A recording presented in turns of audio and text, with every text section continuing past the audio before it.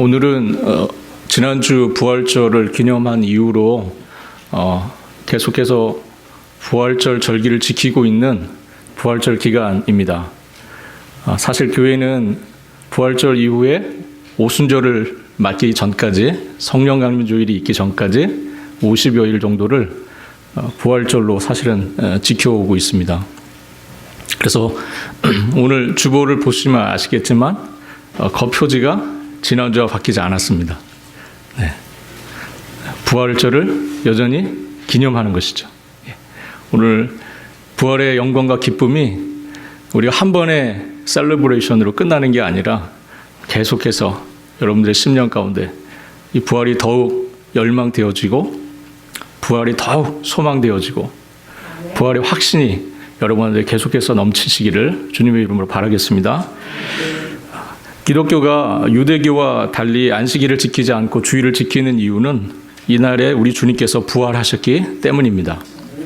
그러므로 부활은 기독교 신앙과 예배의 기본이고 이 기독교 신앙의 예배와 신앙의 예배의 어떤 기초를 이루는 아주 중요한 주제라고 할 수 있습니다. 인류 역사상 죽음의 권세를 이기고 다시 살아나신 분은 오직 한 분 예수 그리스도 뿐이십니다.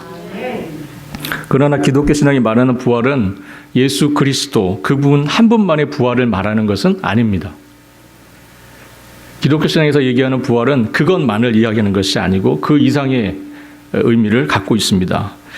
기독교 신앙은 예수님의 부활이 신자들의 부활과 직결되어 있는 것을 말씀하고 있습니다.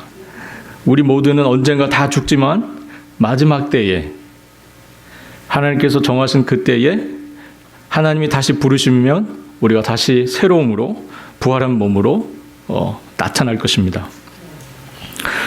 지난 고난주일 저희가 봤던 본문이 요한복음 11장에 있는 나사로에 관련된 본문이었습니다. 죽은 나사로의 일로 찾아오신 예수님께 마르다가 이렇게 말합니다.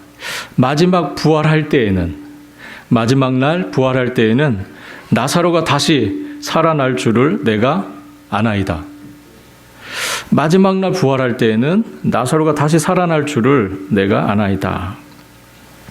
우리는 마르다의 이 고백을 보면서 사도신경의 한 구절을 또한 우리가 떠올리게 됩니다. 몸이 다시 사는 것, 곧 몸의 부활과 영원히 사는 것을 믿사옵나이다. 아멘. 네. 몸이 다시 사는 것과 곧 몸의 부활과 영원히 사는 것을 우리가 믿습니다. 이 고백을 우리가 사도신경으로 신앙 고백할 때마다 우리가 주님 앞에 하는 고백입니다.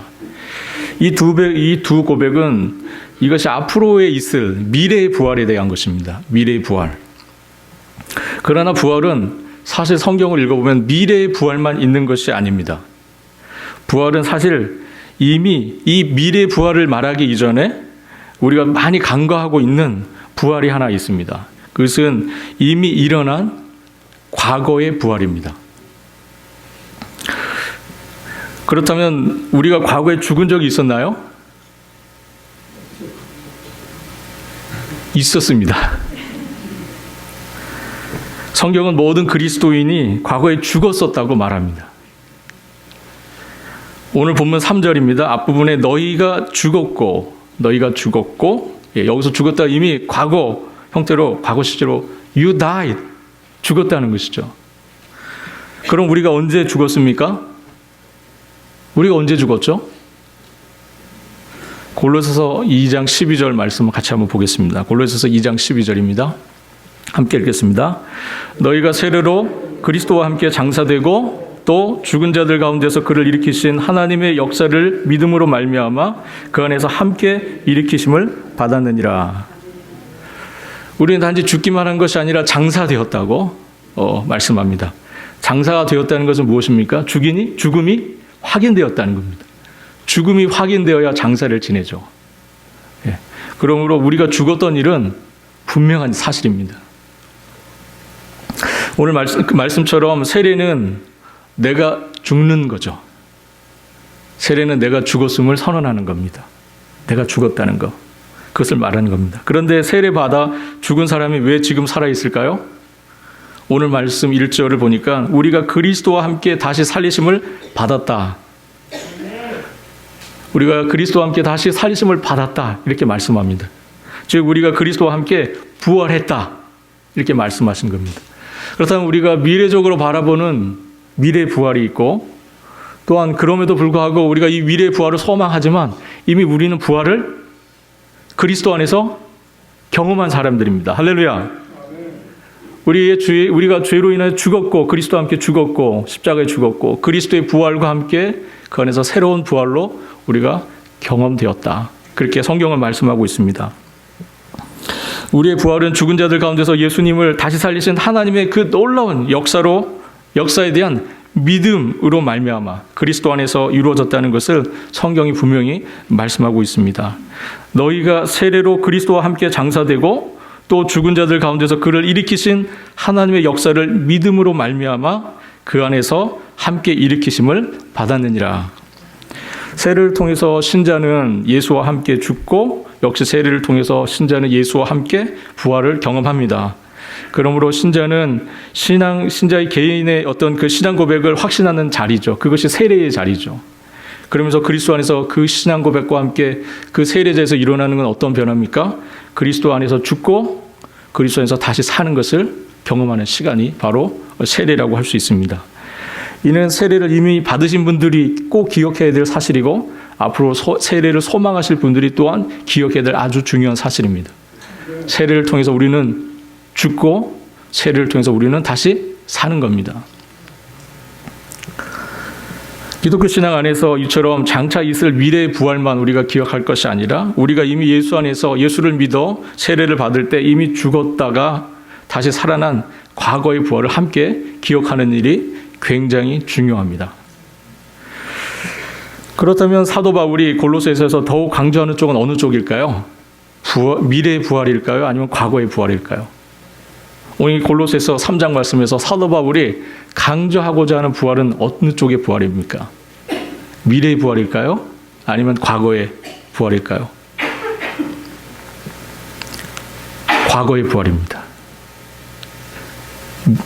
미래에 일어날 부활을 우리가 소망하고 해야 되지만 이 과거의 부활을 했다는 사실을 상기시키고 있는 겁니다. 사도 바울의 서신서들을 보면 아주 큰 특징이 하나 있습니다. 그것은 뭐냐면 내용상 기독교 신앙의 아주 중요한 교리들, 신자들이 꼭 기억해야 될 아주 중요한 그런 신앙의 가르침들을 전반부에서 합니다. 그리고 나서 후반부 그 교리를 바탕으로 해서 그 가르침, 신학적인 아주 중요한 그 가르침을 바탕으로 해서 후반부로 들어가면 항상 이것을 어떻게 우리의 삶에 적용할 것인가 그 문제를 항상 다룹니다. 그래서 앞부분에서는 가르침을 하고 후반부로 넘어가면 항상 적용 문제를 다룹니다. 그러면 우리는 어떻게 살 것인가 그 문제죠. 예수께서 우리가 예수 그리스도와 함께 십자가에 못 박혀 죽고 예수 그리스도 죄에 대해 죽고 그리고 예수 그리스도의 부활과 함께 부활했다면 그것이 아주 중요한 우리의 신앙의 중요한 가르침이고 우리가 꼭 기억해야 될 사실이라면 그러면 우리는 어떻게 살 것인가? 그 부활을 우리가 경험한 그럼 우리는 앞으로 어떻게 살 것인가? 그 문제를 항상 다루고 있다는 겁니다. 그것이 바울 사도가 교회에 보낸 편지들, 모든 그리스도인들에게 보낸 그 편지들 중에서 아주 중요한 맥락입니다. 아주 중요한 신학적인 교훈을 가르치면서 그러면 우리가 그것을 알았는데 그럼 우리는 앞으로 어떻게 살 것인가? 이 문제를 항상 다룬다는 것입니다. 그래서 항상 후반부로 넘어갈 때 사용되는 아주 중요한 그 전환어가 있습니다. 그러므로. 그것이 사실이라면, 그거를 우리가 알았는데 그러면 우리는 어떻게 살 것인가? 그 문제를 항상 다룬다는 것입니다. 오늘 본문에도 그러므로라는 단어로 시작이 되고 있죠. 1장과 2장에서 사도 바울이 아주 중요한 신학적인 교훈, 아주 중요한 우리 신앙의 교훈들을 했습니다. 그리고 나서 이제 그러므로 우리는 어떻게 살 것인가? 그러므로 우리는 어떻게 살아야만 할 것인가? 그것을 말하고 있다는 것입니다. 사도 바울의 서신서 대부분은 마지막 때 곧 우리가 부활한 후 즉 하나님 나라에서의 삶의 문제, 그 미래의 부활에 대한 문제보다는 옛사람이 죽고 새 사람으로 살아난 우리가, 즉 과거의 부활을 경험한 우리가 지금 여기에서 어떻게 이 부활 신앙을 안고 살아갈 것인가를 얘기하고 있습니다. 어떻게 부활의 생명을 소유한 자로서 우리가 오늘 우리에게 주어진 시간들, 오늘 우리에게 허락된 상황들 속에서 우리가 살아가야 할 것인가 하는 것을 말씀하고 있습니다. 그러면 우리는 오늘 이곳에서 어떻게 부활신앙으로 살아가야 합니까? 사도 바울이 1절 상반절에서 뭐라고 말합니까? 위의 것을 찾으라. 그러면 부활신앙으로 살아가는 우리가 어떻게 살 것이냐는 이 질문 앞에 첫 번째 주어진 답은 위의 것을 찾으라는 것입니다. 위의 것을 찾으라. 그러므로 너희가 그리스도와 함께 다시 살리심을 받았으면 위의 것을 찾으라. 그러면 여기서 궁금증이 생길 겁니다. 그러면 도대체 무엇이 위의 것인가 하는 거죠. 그런데 2절을 보면 반대로 뭐가 나옵니까? 땅의 것이 나옵니다. 위의 것을 생각하고 땅의 것을 생각하지 말라 이렇게 나옵니다. 그러면 땅의 것은 또 뭔가 하는 것이죠. 위의 것은 무엇이고 땅의 것은 무엇인가?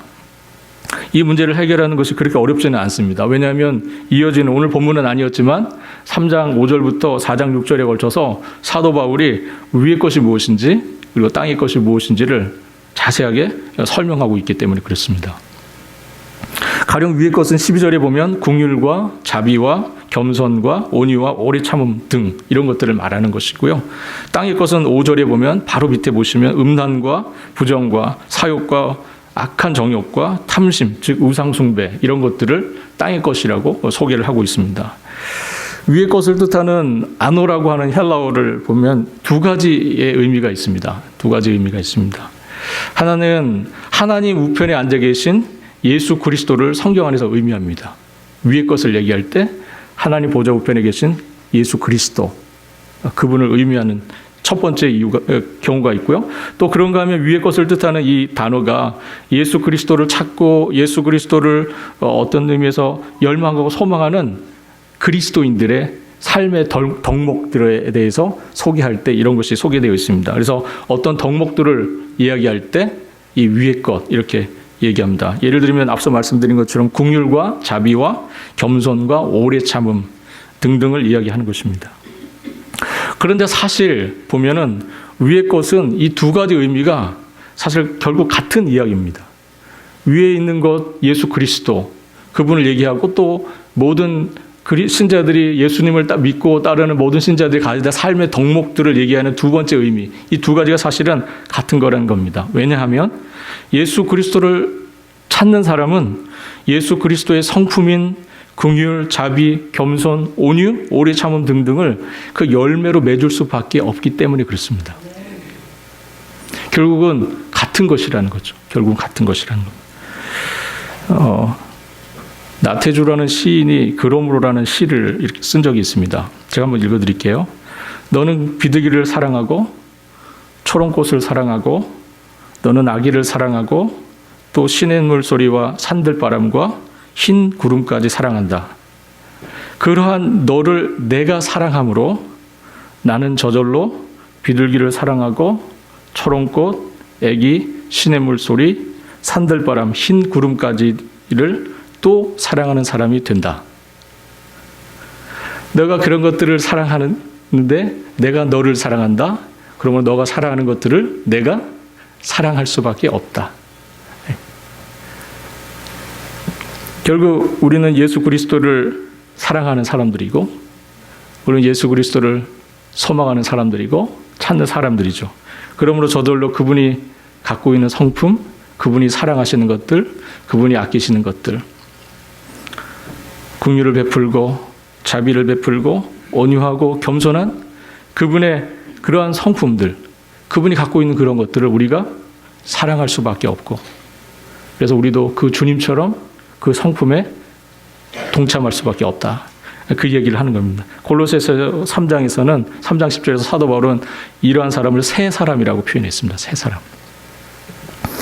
위의 것은 무엇을 의미하는 것일까요? 그것은 바로 한마디로 말씀드리면 예수 그리스도를 의미하는 겁니다. 성경 안에서. 예수 그리스도. 예수 그리스도는 위에 있는 것의 총합이에요. 위에 있는 것이 무엇이냐고 물으면 예수 그리스도라고 우리가 이해를 해야 합니다. 사실 이러한 사실로부터 우리가 아주 중요한 교훈 하나, 아주 중요한 진리 하나를 발견하게 됩니다. 그것은 바로 그리스도인의 유일한 목표는 바로 그리스도와 같아지는 것. 결국 주님을 닮아가는 것. 그것이 모든 신자들, 모든 그리스도인들의 유일한 삶의 목적이어야 되고 목표가 되어야 한다는 것입니다. 그리스도와 함께하는 것을 기뻐하고 그리스도를 기뻐하는 것, 그분의 모든 것을 기뻐하는 것, 그것이 바로 신자들이 추구하고 열망해야 될 삶의 아주 중요한 목표라는 것입니다. 좀 더 구체적인 삶의 적용을 위해서 우리가 앞서 말씀드린 5절로 4장 12절까지의 목록들을 보면서 땅의 것이 무엇인지 하늘의 것이 무엇인지를 꼼꼼히 따져보는 것도 중요하지만 사실 중요한 문제는 왜 우리가 위의 것을 찾고 땅의 것을 생각하지 말아야 하느냐 하는 그 이유입니다. 1절 하반절을 보겠습니다. 위의 것을 찾으라. 거기에는 그리스도께서 하나님 우편에 앉아 계시느니라. 그 이유는 바로 우리 주 예수 그리스도께서 하나님 보좌 우편에 앉아 계시기 때문이라고 말씀합니다. 그리스도께서 하나님 보좌 우편에 앉아 계신다는 것은 우리 주님께서 저 높고 높은 하늘 위 어딘가 하나님 보좌가 계시고 그 보좌 옆에 오른쪽에 우리 주님께서 앉아 계신다는 그런 의미가 아닙니다. 사실 이 말씀의 의미는 예수 그리스도께서 하나님으로부터 영원한 나라를 상속받으셔서 우리가 마태복음 28장에 보면 하나님 볼지어다 세상 끝날까지 내가 너희와 함께 하시리라 말씀하시면서 예수님께서 부활 승천하시는 장면이 나오거든요. 근데 그때 주님께서 하신 말씀이 뭐냐면 아버지께서 하늘과 땅의 모든 권세를 내게 주셨다 이렇게 말씀하세요. 우리가 다니엘서 7장 13절 14절에서 확인한 것처럼 인자는 하늘과 땅의 모든 권세를 하나님 아버지로부터 위임받으신 분이시죠. 예. 예. 이 온 우주의 권세를 받으신 분 바로 예수 그리스도, 예, 그분을 얘기하는 겁니다. 그 나라를 상속받으시고 당신이 친히 그 나라를 통치하고 계신다. 그것을 보여주는 하나의 그림, 언어가 바로 하나님 보좌 우편에 앉아 계신 예수 그리스도의 모습입니다. 하나님 보좌 우편에 앉아 계신 예수님의 모습은 우리가 실제적으로 물질로 보는 것처럼 이렇게 보좌 우편에 앉아 있는 그 이미지가 아니라 사실은 이것이 보여주려고 하는 것은 예수 그리스도께서 하늘과 땅에 있는 모든 권세를 쥐고 계시는 만왕의 왕 되신다는 것, 그리고 만주의 주가 되신다는 그 주님이 되신다는 것을, 그렇게 주님이 완전한 주권자이시고 통치자이시다라는 것을 보여주는 그런 이미지, 그림이라는 것입니다. 우리가 그 신앙 고백을 통해서 하나님 보좌 우편에 계셨다가 저리로서 산자와 죽은 자를 심판으로 오시리라 이렇게 신앙 고백하는 것은 그렇게 통치자로서 왕으로서 우리 주님께서 지금 계시고 우리 주님께서 그 모습으로 이 세상에 다시 오셔서 심판을 하실 것이다 하는 것을 보여주는 것이라고 할 수 있습니다. 다른 말로 하면 이는 예수 그리스도가 통치하시는 하나님의 나라, 그 하나님의 나라가 이제 곧 도래할 것이다 하는 것입니다. 즉 우리가 왜 위의 것을 찾고 땅의 것을 생각하지 말아야 하냐, 그 이유는 뭡니까? 왕 되신 우리 주께서 하나님 보좌 우편에 앉아 계신다는 것, 즉 그분이 이 만왕의 왕이 이미 되셨다는 것, 그리고 그분이 곧 오실 것이라는 것, 그것을 보여준다는 것입니다. 이제 이전 세대로에 대화하는 새로운 세대, 이전과는 전혀 다른 세대, 즉 하나님의 나라가 예수 그리스도 안에서 시작되었다 하는 것을 알려주는 것입니다. 그러므로 하나님 나라의 백성된 우리가 하나님 나라에 속한 위의 것을 찾아야지 이전에 속한 땅의 것을 자꾸 추구하고 열망해서 되겠습니까? 그럴 수는 없는 거죠. 이제 한 소년이 있었습니다. 그는 아주 어려서 고아원에서 자란 친구입니다. 아주 어려서 고아원에 왔는데 이 친구들이 같이 지내던 친구들이 하나 둘씩 이제 입양이 되기 시작하는 겁니다. 근데 이 친구가 좀처럼 입양의 기회가 찾아오지 않았습니다. 그러다가 아주 좋은 집으로 입양이 되었습니다. 정말 이전과는 비교할 수 없을 만큼 많은 사랑과 관심을 양부모로부터 받고요, 부족함이 없는 여유로운 삶을 살게 되었습니다. 그 소년도 비교적 새로운 생활에 잘 적응하였어요. 그런데 이 소년에게 한 가지 이상한 행동이 있었습니다. 이 이상한 행동이 양부모의 마음을 아프게 했어요. 그것이 뭐냐면 이 소년이 먹을 것이 생기면 그것의 일부를 가져다가 자기 책상 밑에 숨겨놓든지 자기 옷장에 숨겨놓는 거예요. 그 버릇은 어떤 의미에서는 고아원에서는 정말 필요한 생존 전략이었을지 모릅니다. 그 이전의 삶, 고아원에 있을 때는 그래야 했을지 몰라요. 그래야 살 수 있다고 생각했을지 몰라요. 그러나 새로운 집으로 와서 모든 것이 갖춰져 있고 모든 것이 부족함이 없는 상태에서 그러한 삶의 태도를 계속 가져오는 것, 계속 그렇게 사는 것은 불필요할 뿐만 아니라 새로운 삶에 맞지 않는 거예요. 오히려 부모의 마음을 아프게 하는 일이 되는 겁니다. 음식을 갖다 놓고 그것을 잘 챙겨 먹으면 그래도 괜찮은데 잊어버리게 되고요. 그러다 보니까 결국 음식이 썩어서 썩은 내가 방 안에 진동을 하는 그런 어처구니없는 일들이 생기곤 했습니다. 양부모가 몇 번을 타일러 봤지만 그 습관이 잘 사라지지 않았어요. 이 이야기를 들으시면서 여러분들 어떤 생각이 드십니까? 우리가 이 이야기의 소년 같지 않습니까?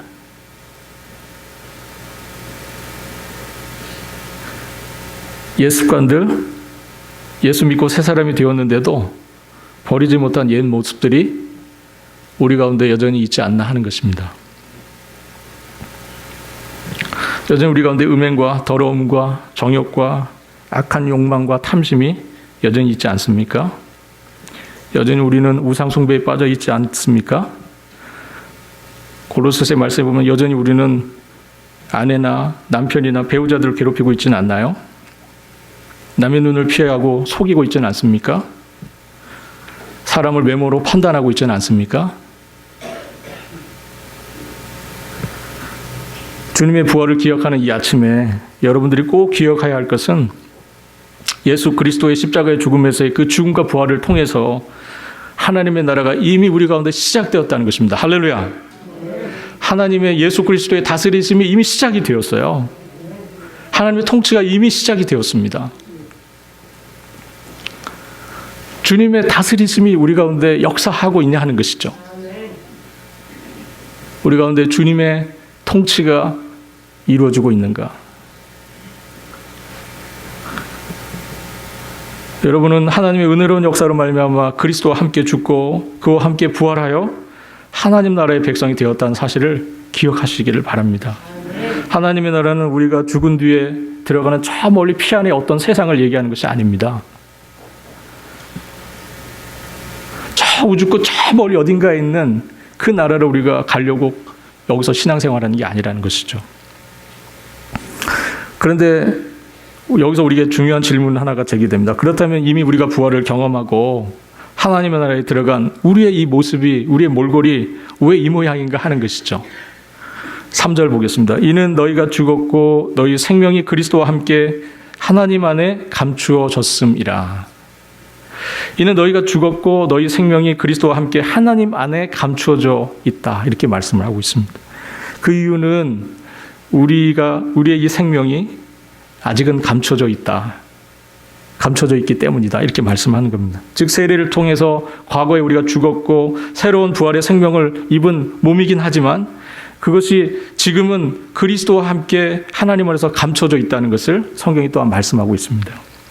아직은 우리의 이 부활이 온전히 드러나지 않고 아직은 감춰져 있기 때문이다. 성경은 이렇게 말씀하고 있습니다. 아직은 비밀이라는 것이죠. 이것은 마치 작은 씨앗 안에 큰 나무가 감춰져 있는 것과 같습니다. 예수님께서도 겨자씨의 비유를 말씀하시면서 하나님의 나라를 설명하신 적이 있었습니다. 작지만 눈에 보이지 않을 정도로 작은 것이지만 거기에 하나님의 나라가 있는 것이죠. 작은 씨앗과 같은 그런 상태가 지금 저희의 부활의 생명의 그런 모습일 수 있겠다는 생각이 듭니다. 그렇다면 이 감추어진 비밀이 드러나는 때가 분명히 있을 텐데 그 때가 언제냐 하는 것이죠. 오늘 본문 4절에 보니까 우리 생명이신 그리스도께서 나타나실 그때에 너희도 그와 함께 영광 중에 나타나리라. 할렐루야. 예. 우리의 생명이신 그리스도께서 나타나실 그때에 너희도 그와 함께 영광 중에 나타나리라. 그렇습니다. 우리의 영원한 생명이신 예수 그리스도께서 영광 중에 다시 오실 그때 우리는 과거에 입었던 모든 그 영광의 부활의 모습들을 드러내면서 온전한 영광, 온전한 부활로 나아가게 될 것이라고 말씀합니다.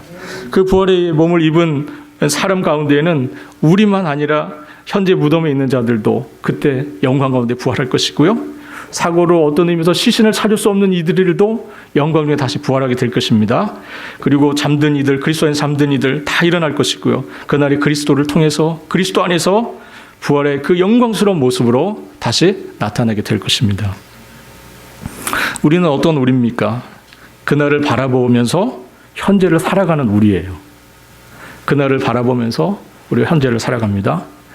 나중에 그때가 되면이 아니라 바로 지금 이 땅에서 하나님의 나라에 속한 위의 것을 열망하면서 소망하면서 살아가야 될 우리입니다. 그것이 바로 여러분과 저입니다. 위의 것에 총합되시는 예수 그리스도, 그분을 삶의 목표로 해서 달려가야 하고, 그분의 삶의 목표로 해서 그분을 닮아가려고 해야 하고, 그분께 이르려고 우리가 해야 한다는 것입니다. 그분의 마음을 헤아리는 마음으로 이 땅을 살아가고 주님의 마음으로 말하고 주님의 마음으로 행동해야 한다는 것입니다. 그것이 바로 오늘 과거의 부활을 경험하고 미래의 부활을 열망하는 오늘 우리가 살아가야 될 삶의 모습이라는 것입니다. 이것이 바로 오늘 우리가 이 땅에서 왜 하나님의 공의를 이 땅에서 세우는데 노력을 해야 하고 왜 하나님의 사랑을 실천하려고 애써야 하는지, 그것이 왜 우리 신자 개개인들에게 그리고 이 교회 공동체에 주어진 숙제인지를 우리가 이해하게 되는 아주 중요한 것이라고 할 수 있습니다. 그 이유가 될 수 있는 것이죠. 여러분들이 이미 과거의 부활을 경험하신 분들이십니다.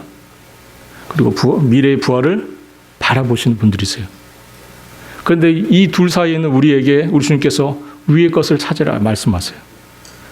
위에 계신 예수 그리스도, 그분을 우리가 열망하면서 바라보면서 오늘 지금 여기에서 우리가 어떤 삶으로 주님께 응답하고 화답해야 하는지를 우리 모두가 알 수 있기를 바랍니다. 기도하겠습니다. 하나님 아버지, 오늘 우리에게 부활에 감춰진 생명에 대해서 말씀해 주시고 이미 우리 가운데 있는 이 부활의 생명을 가지고 우리가 온전한 부활로 나가기 위해서 오늘 이 땅에서 어떠한 삶을 살아가야 하는지를 알려주시니 주님 감사합니다. 우리의 마음속에 오직 한 가지의 열망, 예수 그리스도만 있게 하시고 그리스도만을 푯대로 삼아서 그것을 아는 지식을 가장 고상한 지식으로 알고 주님께 더욱 나아가는 저희들의 삶이 될 수 있도록 주님 인도하여 주옵소서. 우리의 삶을 통해서 주님이 사셨던 것처럼 주님의 모습이 나타날 수 있게 하여 주시고 주님의 마음이 우리의 삶을 통해서 드러날 수 있도록 주님께서 인도하여 주옵소서. 감사와 영광을 주님께 홀로 드리며 우리 주님 되시는 예수 그리스도의 이름으로 기도합니다. 아멘.